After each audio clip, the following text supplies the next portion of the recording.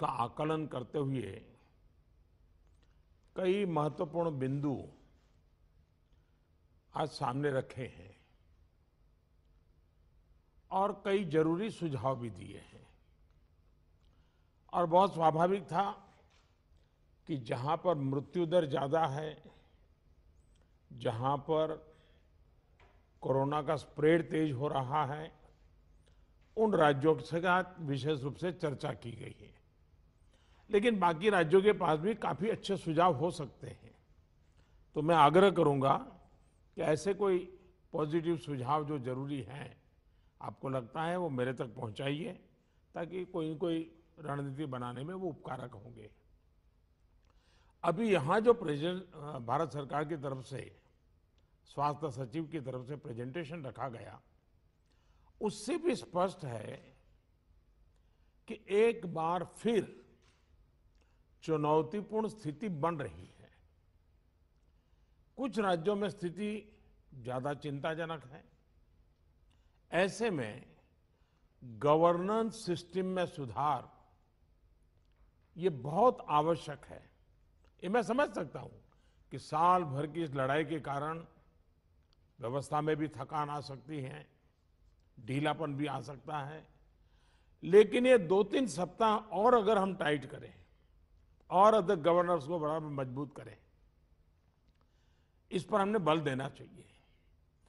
साथियों, आज की समीक्षा में कुछ बातें हमारे सामने स्पष्ट हैं और उन पर हमें विशेष ध्यान देने की जरूरत है।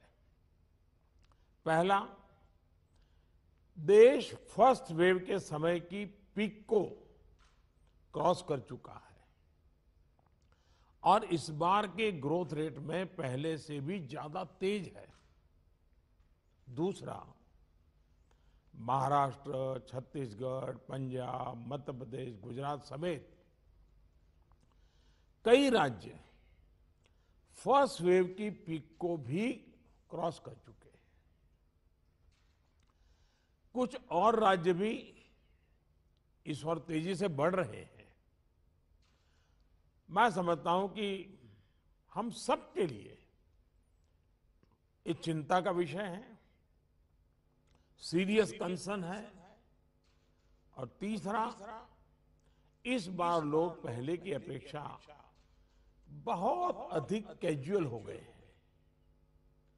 अधिकतर राज्यों में प्रशासन भी सुस्त नजर आ रहा है। ऐसे में कोरोना के केसेस की इस अचानक बढ़ोतरी ने मुश्किलें ज्यादा पैदा की है। कोरोना के प्रसार को रोकने के लिए फिर से युद्ध स्तर पर काम करना आवश्यक है। साथियों, इन तमाम चुनौतियों के बावजूद हमारे पास पहले की अपेक्षा बेहतर अनुभव है, पहले की अपेक्षा अच्छे संसाधन है और अब एक वैक्सीन भी हमारे पास है।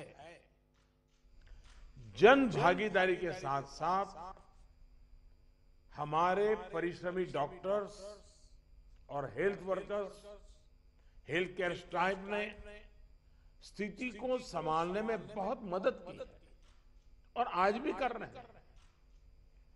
आप सभी में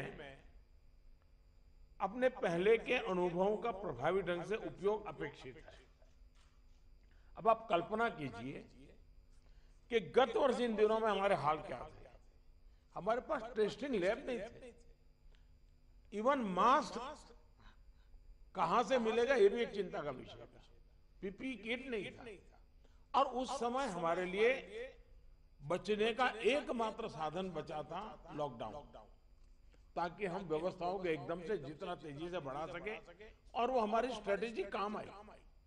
हम व्यवस्थाओं को बना सके, संसाधन खड़े कर पाए, हमारी अपनी कैपेबिलिटी बढ़ाई, दुनिया से जहां से प्राप्त कर सकते कर पाए और लॉकडाउन के समय का हमने उपयोग किया।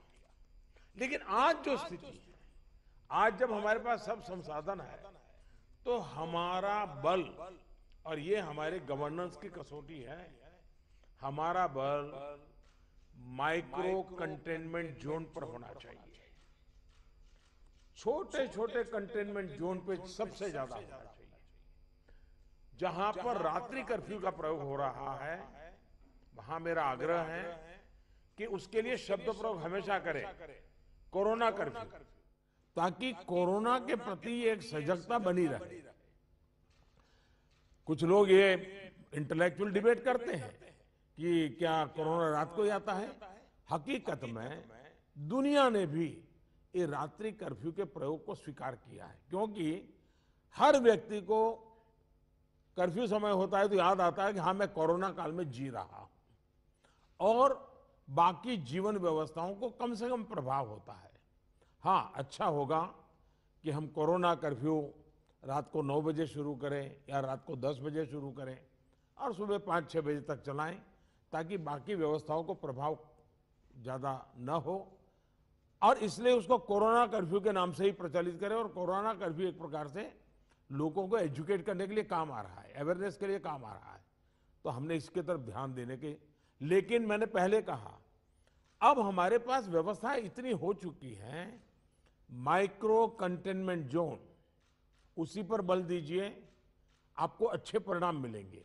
हाँ, उसमें जरा सरकार को थोड़ी मेहनत ज्यादा पड़ती है, गवर्नेंस को टाइट रखना पड़ता है, हर चीज को माइन्यूटली ऑब्जर्व करना पड़ता है, लेकिन ये मेहनत रंग लाएगी, ये मुझ पर विश्वास कीजिए। दूसरी बात है, हमने पिछली बार कोविड का आंकड़ा 10 लाख एक्टिव केसेस से 1.25 लाख तक नीचे लाकर दिखा दिया था। ये जिस रणनीति पर चलते हुए संभव हुआ, वो आज भी उतने ही सटीक है। और मजा देखिए, उस समय सफलता हम ही लोगों ने पाई थी, तब संसाधन भी कम थे। आज तो संसाधन ज्यादा है और अनुभव भी ज्यादा है, और इसलिए हम इस पीक को बहुत तेजी से नीचे ला सकते हैं, पीक को ऊपर जाते रोक भी सकते हैं। और अनुभव कहता है कि test, track, treat, covid appropriate behaviour और कोविड मैनेजमेंट, इन्हीं चीजों पर हमें बल देना है। और आप देखिए, अब एक विषय ऐसा आया है, मैं आप सभी मुख्यमंत्रियों से आग्रह करता हूं कि आप अपने राज्य की मशीनरी के द्वारा थोड़ा अगर एनालिसिस करें, सर्वे करें, और एक सवाल का जवाब हमें मिल सकता है क्या, मैं इसको सवाल के रूप में कह रहा हूं।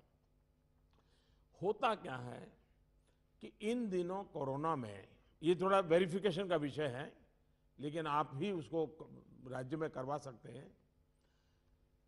पहले कोरोना के समय क्या होता था, हल्के फुल्के सिम्टम्स भी लोग डर जाते थे, तो तुरंत एक्शन लेते थे।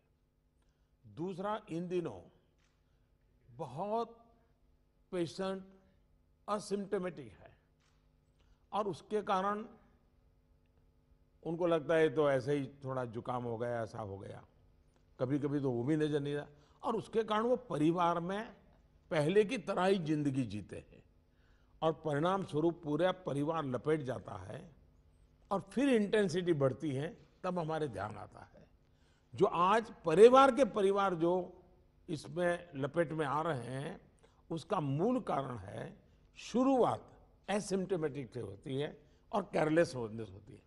उसका उपाय क्या है? उसका उपाय है प्रोएक्टिव टेस्टिंग।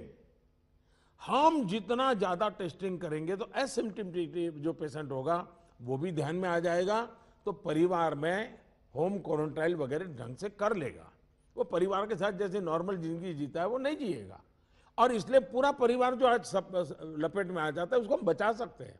और इसलिए हम अभी चर्चा जितनी वैक्सीन की करते हैं, उससे ज्यादा चर्चा हमें टेस्टिंग की करने की जरूरत है, बल टेस्टिंग पर देने की जरूरत है। और हमने सामने से टेस्टिंग के लिए जाना है, उसको तकलीफ हो और फिर टेस्टिंग करने के लिए आए और फिर उसको पॉजिटिव नेगेटिव मिल जाए, और वो मैं समझता हूं क्रम हमारे लिए थोड़ा बदलना पड़ेगा। हमारे पास वायरस को कंटेन करने के लिए एक अहम तरीका है कि हम ह्यूमन होस्ट को कंटेन करें। मैंने पहले भी कहा था, ये कोरोना एक ऐसी चीज है कि जब तक आप उसको लेकर के नहीं आओगे घर में नहीं आता है। और इसलिए ह्यूमन सोर्स जो है हर एक को हमने जागरूक करना पड़ेगा, उसने नियमों का पालन करना होगा, ये बहुत आवश्यक है। और निश्चित तौर पर इसमें टेस्टिंग और ट्रैकिंग की बहुत बड़ी भूमिका है। हम टेस्टिंग को लाइट न लें। टेस्टिंग को हमें हर राज्य में इतना बढ़ाना होगा कि पॉजिटिव रेट कैसे भी करके 5% के नीचे ला करके रख जाए। और आपको याद होगा शुरू में जब कोरोना की खबरें आने लगी तो हमारे यहाँ कंपटीशन होने लगी, वो राज्य तो निकम्मा है वहाँ बहुत बढ़ गया, फलाना राज्य बहुत अच्छा कर रहा है, राज्यों की आलोचना करना बड़ा फैशन हो गई थी। तो पहली मीटिंग में मैंने आप सबसे कहा था कि संख्या बढ़ने से आप जरा भी चिंता मत कीजिए, उसके कारण आपका परफॉर्मेंस बुरा है, प्रेशर में मत रहिए, आप टेस्टिंग पर बल दीजिए। और वो बात मैं आज भी कह रहा हूँ, संख्या ज़्यादा है इसलिए आप गलत कर रहे हैं, ये सोचने की ज़रूरत नहीं है। आप टेस्टिंग ज़्यादा करते हैं, उसके कारण पॉजिटिव केस नज़र आते हैं, लेकिन बाहर निकलने का रास्ता वही है। और जो आलोचना करने वाले हैं थोड़े दिन आलोचना सुननी पड़ेगी, लेकिन रास्ता तो टेस्टिंग का ही है। टेस्टिंग के कारण आंकड़ा बड़ा आ जाता है, आने दीजिए। उसके कारण कोई राज्य अच्छा है कोई राज्य बुरा है, ऐसा मूल्यांकन का तरीका ठीक नहीं है। और इसलिए मेरा आपका आग्रह है कि इस प्रेशर से बाहर निकल जाइए, टेस्टिंग को बल दीजिए, भले पॉजिटिव केस ज़्यादा आते हैं आने दीजिए, लेकिन उसी का तो हम उपाय कर पाएंगे। और हमारी टारगेट 70% 70% RT-PCR टेस्ट करने का है। कुछ जगह से मेरे पास खबर आई है, मैंने वेरीफाई नहीं किया है, कि कुछ लोग जो RT-PCR टेस्ट कर रहे हैं उसमें जो सैंपल लेते हैं उसमें बहुत लेथार्जिक है, ऐसे ही मुंह के आगे ही से सैंपल ले लेते हैं। ऐसा है, बहुत गहरे जाकर के सैंपल लिए बिना रियल रिजल्ट मिलता ही नहीं है। अगर आपने ऊपर ऊपर से ले लिया मुंह में थोड़ा सा डाल करके, तो जो रिजल्ट आएगा वो तो नेगेटिव ही आने वाला है। और इसलिए जब तक सुई को अंदर डाल करके सैंपल नहीं लेते हैं, जिन राज्यों में ये हो रहा है इसको रोकने के लिए कोशिश कीजिए।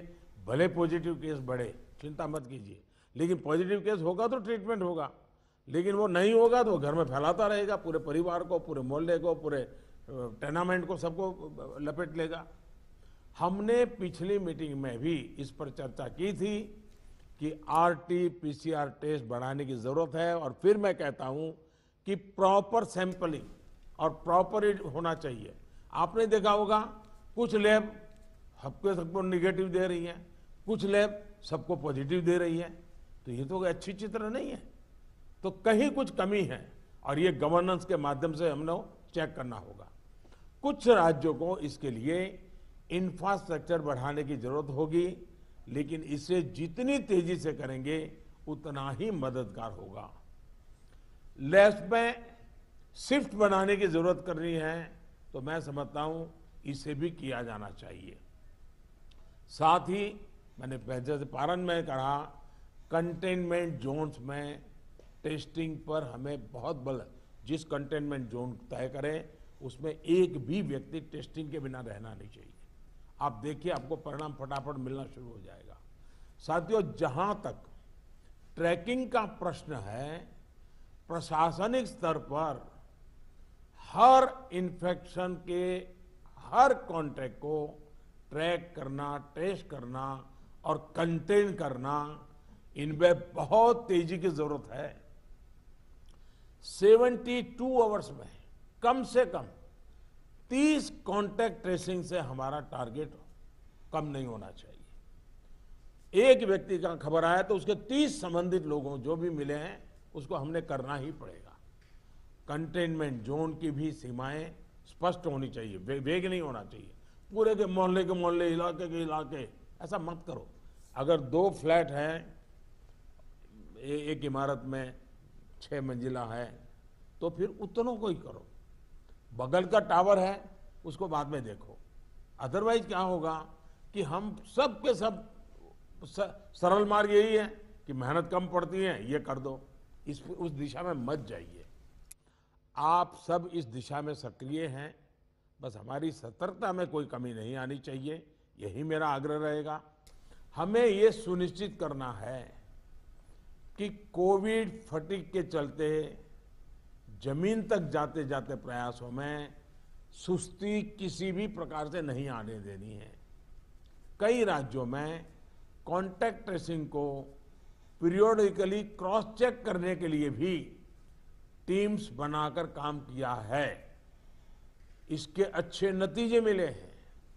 हम सबको ये भी अनुभव है कि जहां कंटेनमेंट जोन में हेल्थ मिनिस्ट्री की एसओपीज का, और मैं मानता हूं ये एसओपी बड़े अनुभव से तैयार हुई है और समय समय पर उसको अपग्रेड किया गया है, उस एसओपी का प्रभावी पालन हो रहा है, वहां बहुत अच्छी सफलता मिल रही है। इसलिए मेरा ये सुझाव जरूर होगा कि इस और विशेष ध्यान दिया जाए। साथियों, हमने चर्चाओं के दौरान अभी मोर्टालिटी रेट पर चिंता जताई, ये कम से कम रहे, इन पर भी हमें बहुत जोर देना है। और उसका मूल कारण यही है कि वो रूटीन लाइफ जीता है, मामूली बीमारी ऐसा मान लेता है, पूरे परिवार में फैला देता है और फिर एक स्थिति बिगड़ने के बाद अस्पताल तक आता है, फिर टेस्टिंग होता है और तब चीजें हमारे हाथ से निकल जाती है। हमारे पास हर हॉस्पिटल में डेथ एनालिसिस की जानकारी होनी चाहिए, किस स्टेज में बीमारी का पता चला, कब एडमिशन हुआ, मरीज को कौन कौन सी बीमारियां थी, मृत्यु के पीछे अन्य क्या फैक्टर्स रहे। ये डाटा जितना कॉम्प्रिहेंसिव होगा, हमें उतने ही जीवन बचाने में बहुत आसानी होगी। साथियों, मैं आपकी भी जानकारी में है कि एम्स दिल्ली हर मंगलवार और शुक्रवार को इस विषय पर वेबिनार आयोजित करते हैं और देश भर के डॉक्टर्स उनसे जुड़ते हैं। ये लगातार होते रहना चाहिए। सभी राज्यों के अस्पताल इनसे जुड़ते रहें। जो नेशनल क्लिनिकल मैनेजमेंट प्रोटोकॉल चल रहा है, उनकी जानकारी सबको रहे, ये भी जरूरी है। और ये लगातार कम्युनिकेशन की व्यवस्था है। जो मेडिकल फैकल्टी के लोग हैं, उनको उन्हीं की भाषा में उन्हीं को लोग समझाएं, इसका प्रबंध है, इसका लाभ लेना चाहिए।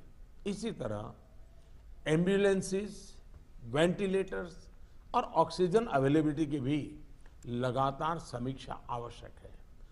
अभी तक जब पिछली बार हम पीक में थे, आज भी देश में उतना ऑक्सीजन का उपयोग नहीं हो रहा है और इसलिए एक बार एनालिसिस कर लें हम चीज़ों का, रिपोर्ट को जरा वेरीफाई कर लें हम। साथियों, एक दिन में हम 40 लाख वैक्सीनेशन के आंकड़े को भी पार कर चुके हैं। वैक्सीनेशन पर कई महत्वपूर्ण बिंदु इस चर्चा में हमारे सामने आए हैं। देखिए, वैक्सीनेशन में भी आपके अधिकारियों को लगाइए, दुनिया भर के समृद्ध से समृद्ध देश जिसके पास सब सुविधाएं उपलब्ध है, उन्होंने भी वैक्सीनेशन के लिए जो क्राइटेरिया तय किए हैं, भारत उनसे अलग नहीं है। आप जरा स्टडी तो कीजिए, आप पढ़े लिखे लोग आपके पास है, जरा देखिए तो सही। और नए वैक्सीन डेवलपमेंट के लिए जितना भी कोशिश हो रही है, मैक्सिमम वैक्सीनेशन और मैन्युफैक्चरिंग कैपेसिटी है, उसके लिए भी काम हो रहा है। और वैक्सीन के डेवलपमेंट से लेकर स्टॉक और वेस्टेज जैसे जरूरी बिंदुओं पर भी चर्चा हुई है। ये बात सही है। आपको मालूम है कि भी इतनी वैक्सीन बन पाती है। अभी ऐसा तो नहीं है कि इतने बड़े बड़े फैक्ट्रियां कोई रातों रात लग जाती हैं। जो हमारे पास अवेलेबल है उसके हमें प्रायोरिटाइज करना पड़ेगा। किसी एक राज्य में सारा माल रख करके हमें परिणाम मिल जाएगा, ये सोच ठीक नहीं है। हमें पूरे देश को ख्याल करके ही उसको मैनेजमेंट करना पड़ेगा। कोविड मैनेजमेंट का एक बहुत बड़ा पार्ट वैक्सीन वेस्टेज ये रोकना भी है।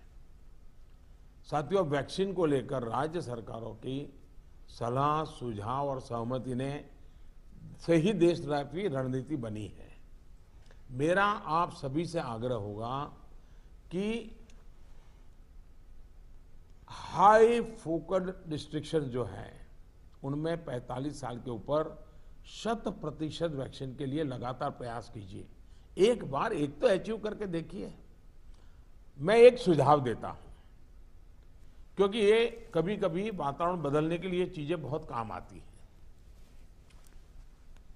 11 अप्रैल ज्योतिबा फुले जी की जन्म जयंती है और 14 अप्रैल बाबा साहब आम्बेडकर जी की जन्म जयंती है। क्या हम 11 अप्रैल से 14 अप्रैल पूरे अपने राज्य में टीका उत्सव मना सकते हैं? एक पूरा वातावरण क्रिएट कर सकते हैं टीका उत्सव का। एक विशेष अभियान चलाकर हम ज्यादा से ज्यादा एलिजिबल लोगों को वैक्सीनेट करें। जीरो वेस्टेज तय करें हम कि इन 4 दिन जो है टीका उत्सव में जीरो वेस्टेज होगा। वो भी हमारी वैक्सीनेशन कैपेसिटी को बढ़ा देगा। हमारी वैक्सीनेशन कैपेसिटी का ऑप्टिमम यूटिलाइजेशन ये हम लोग करें। और इसके लिए अब हमें यदि वैक्सीनेशन केंद्रों की संख्या बढ़ानी है तो उसको भी बढ़ाएं। पहले एक बार देखें कि हम 11 से 14 अप्रैल किस प्रकार से चीजों को मोबिलाइज कर सकते हैं। एक अचीवमेंट का सेटिस्फैक्शन मिलेगा, वातावरण बदलने में बहुत काम आएगा। और मैं भारत सरकार को भी मैंने कहा हुआ है कि जितनी मात्रा में हम वैक्सीनेशन पहुंचा सकते हैं पहुंचाने का प्रयास करें। हमारा प्रयास यही होना चाहिए कि इस टीका उत्सव में हम ज्यादा से ज्यादा लोगों को वैक्सीनेट करें, और वो भी एलिजिबल वर्ग को। मैं देश के युवाओं से भी आग्रह करूंगा कि आप अपने आसपास के भी 45 साल के ऊपर के जो लोग हैं उनको वैक्सीन लगाने के लिए मदद करिए। मेरी नौजवानों से विशेष अपील है, आप हेल्दी हैं, सामर्थ्यवान हैं, आप बहुत कुछ कर सकते हैं, लेकिन अगर मेरा देश का नौजवान कोरोना के जो एसओपीज हैं, जो प्रोटोकॉल्स हैं, डिस्टेंस मेंटेन करने वाली बात है, मास्क पहनने वाली बात है, अगर मेरा देश का नौजवान इसको लीड करेगा तो कोरोना की कोई ताकत नहीं है कि मेरे नौजवान तक पहुंच जाए। हम पहले इस प्रिकॉशन को नौजवानों पर बल दें। नौजवानों को वैक्सीन के लिए जितना हम मजबूर करना चाहते हैं उससे ज्यादा उसको प्रोटोकॉल के लिए प्रेरित करें। अगर हमारा नौजवान इसको बीड़ा उठा लेगा, खुद भी प्रोटोकॉल का पालन करेगा, औरों से भी करवाएगा, तो आप देखिए वही स्थिति जैसे हम एक बार पीक पर जाकर के नीचे आए थे, दोबारा हम आ सकते हैं। इस विश्वास के साथ हम आगे चल सकते हैं। सरकार ने एक डिजिटल व्यवस्था बनाई है जिससे लोगों को वैक्सीन में मदद मिल रही है, और बहुत अच्छा अनुभव सब लोग लिखते भी हैं कि भाई मुझे बहुत अच्छा अनुभव रहा। लेकिन इस डिजिटल व्यवस्था से जुड़ने में जैसे भी परेशानी आ रही है, जैसे गरीब परिवार हैं उनके लिए टेक्नोलॉजी का समझ नहीं है, मैं नौजवानों से कहूंगा ऐसे परिवारों को मदद करने के लिए आप आगे आइए। हमारे एनसीसी हो, हमारे एनएसएस हो, ये हमारे राज्य के जो सरकार की व्यवस्थाएं हैं उनको हम काम में लगाएं ताकि लोगों को थोड़ी मदद मिले। हमने इसकी चिंता करनी चाहिए। शहरों में एक बहुत बड़ा वर्ग है जो गरीब है, बुजुर्ग हैं, झुग्गी झोपड़ी में रहता है, उन तक ये बातें पहुंचाएं, उनको हम वैक्सीनेशन के लिए ले जाएं। ये हमारे वॉलेंटियर्स को, सिविल सोसाइटी को, हमारे नौजवानों को हमारी सरकारें मोबिलाइज करें और उन्हें प्राथमिकता के आधार पर हम वैक्सीन लगवाना अगर हमारा प्रयास रहेगा तो हमें एक पुण्य का काम का संतोष मिलेगा और हमें उनकी चिंता जरूर करनी चाहिए। वैक्सीनेशन के साथ साथ हमें ये भी ध्यान रखना है कि वैक्सीन लगवाने के बाद भी लापरवाही न बरते। सबसे बड़ी संकट ये हो गया है कि भाई अब मुझे कुछ होगा ही नहीं। देवन से मैं कह रहा हूं, दवाई भी और कड़ाई भी। हमें लोगों को ये बार बार बताना होगा कि वैक्सीन लगने के बाद भी मास्क वगैरह जो प्रोटोकॉल्स है उसका पालन और अनिवार्य है। इंडिविजुअल लेवल पर लोगों में मास्क और सावधानी को लेकर जो लापरवाही आई है उसके लिए फिर से जागरूकता जरूरी है। जागरूकता के इस अभियान में हमें एक बार फिर समाज के प्रभावी व्यक्तियों, सामाजिक संगठनों, सेलिब्रिटीज, ओपिनियन मेकर्स अपने साथ जोड़ना होगा। और इसके लिए मेरा आग्रह है कि गवर्नर नाम की जो अपने यहाँ इंस्टीट्यूट है उसका भी भरपूर उपयोग किया जाए। क्या गवर्नर साहब के नेतृत्व में, मुख्यमंत्री जी के मार्गदर्शन में ऑल पार्टी मीटिंग, राज्य तो सबसे पहले कर लें, राज्य ऑल पार्टी मीटिंग करें और ऑल पार्टी मीटिंग करके एक एक्शनेबल पॉइंट तय करें। फिर मेरा आग्रह है कि गवर्नर साहब और मुख्यमंत्री मिलकर के जितने भी इलेक्टेड लोग हैं उनका वर्चुअल वेबिनार करें। पहले अर्बन बॉडीज का करें, फिर रूरल बॉडीज का करें, जितने लोग चुन करके आए हैं उनसे करें और उनके सामने सभी आपके असेंबली में जो जीत करके लोग आए हैं उसके जो फ्लोर लीडर हैं सब संबोधित करें। तो एक पॉजिटिव मैसेज अपने आप शुरू हो जाएगा कि भाई इसमें राजनीति नहीं करनी है, सबने मिलकर के करना है। तो मैं समझता हूँ एक तो ये प्रयास करना चाहिए। दूसरा, गवर्नर साहब के नेतृत्व में, क्योंकि मुख्यमंत्री के पास बहुत काम रहते हैं, लेकिन गवर्नर साहब के नेतृत्व में एक आध समिट, बड़ा वेबिनार भी किया जाए और जो शहर हो वहाँ पर लोकल हो तो सभी धार्मिक नेताओं को बुला करके एक समिट हो जाए और बाकी लोगों को वर्चुअल जोड़ा जाए। जो सिविल सोसाइटी के लोग हैं एक आध समिट उनका कर लिया जाए। जो सेलिब्रिटीज हैं, लेखक हैं, कलाकार हैं, खिलाड़ी हैं, उनको एक बार कर लिया जाए। मैं समझता हूं कि ये गवर्नर के माध्यम से इस प्रकार के लगातार भिन्न भिन्न समाजों के लोगों को जोड़ने का एक मूवमेंट चलाया जाए। और यही बात कि भाई आप इन प्रोटोकॉल का फॉलो कीजिए, टेस्टिंग पर बल दीजिए। हमारा क्या हुआ है, हम एकदम टेस्टिंग भूल करके वैक्सीन पे चले गए। वैक्सीन जैसे जैसे प्रोडक्ट होगी, जैसे जैसे पहुंचेगी। हमने लड़ाई जीती थी बिना वैक्सीन को। वैक्सीन आएगी कि नहीं आएगी वो भी भरोसा नहीं था, तब हम लड़ाई जीते हैं। तो आज हमें इस प्रकार से भयभीत होने की कोई जरूरत नहीं है, लोगों को भयभीत होने नहीं देना है। अगर हम जिस तरीके से लड़ाई को लड़े थे उसी तरीके से लड़ाई को जीत सकते हैं। और जैसा मैंने कहा, पूरे परिवार लेपट में आ रहे हैं, उसका मूल कारण जो मुझे नजर आता है, फिर भी आप लोग इसको वेरीफाई कीजिए। मैं क्लेम नहीं कर रहा हूं किसी चीज का, मैं सिर्फ अपना ध्यान आकर्षित करता हूं कि एसिम्प्टोमेटिक कारणों से शुरू में परिवार में ये फैल जाता है, फिर अचानक परिवार में जो पहले से बीमार व्यक्ति है या कुछ कठिनाई वाला है वो एकदम से नए संकट में आ जाता है, फिर पूरा परिवार संकट में आ जाता है। और इसलिए मेरा आग्रह है, प्रोएक्टिवली हमने टेस्टिंग पर बल देना होगा। हमारे पास व्यवस्थाएं हैं, हिंदुस्तान के हर जिले में लैब बन चुकी हैं। एक लैब से शुरू किया था हमने, आज हर जिले में लैब पहुंच गई है। और हम इस चीज को बल ना दे तो कैसे होगा। इसलिए मेरा आग्रह है, जहां तक राजनीति करना न करने का सवाल है, मैं तो डे वन से देख रहा हूं, भांति भांति के बयानों को झेल रहा हूं, लेकिन मैं कभी मुंह खोलता नहीं हूं, क्योंकि मैं मानता हूं ये हिंदुस्तान के लोगों की सेवा करना पवित्र हमारा जिम्मेवारी है। हमें ईश्वर ने इस समय ये कठिन परिस्थिति में सेवा करने का जिम्मा दिया है, हमने इसको निभाना है। जो राजनीति करना चाहते हैं वो कर ही रहे हैं, उनके लिए मुझे कुछ कहना नहीं है। लेकिन हम सभी मुख्यमंत्री अपने राज्य के सभी दलों को बुला करके, सभी प्रकार के लोगों को साथ रख करके अपने राज्य में स्थिति को बदलने के लिए आगे आएंगे। मुझे पक्का विश्वास है इस संकट को भी हम देखते ही देखते पार करके निकल जाएंगे। फिर एक बार मेरा यही मंत्र है, दवाई भी और कड़ाई भी। ये इस विषय में कोई कॉम्प्रोमाइज मत कीजिए जी। मैंने पिछली बार भी कहा था कि आपको जुकाम की दवा ले ली और बाहर बारिश आ रही है, आप कहें मैं छाते का उपयोग नहीं करूंगा, ये नहीं चल सकता है। आपको अगर जुकाम हुआ है, दवाई ली है, ठीक हुए हैं, तो भी अगर बारिश आ रही है तो आपको छाता रखना ही पड़ेगा, रेनकोट पहनना ही पड़ेगा। वैसा ही ये कोरोना एक ऐसी बीमारी है जैसे हर प्रोटोकॉल में फॉलो करते हैं, इसको भी करना पड़ेगा।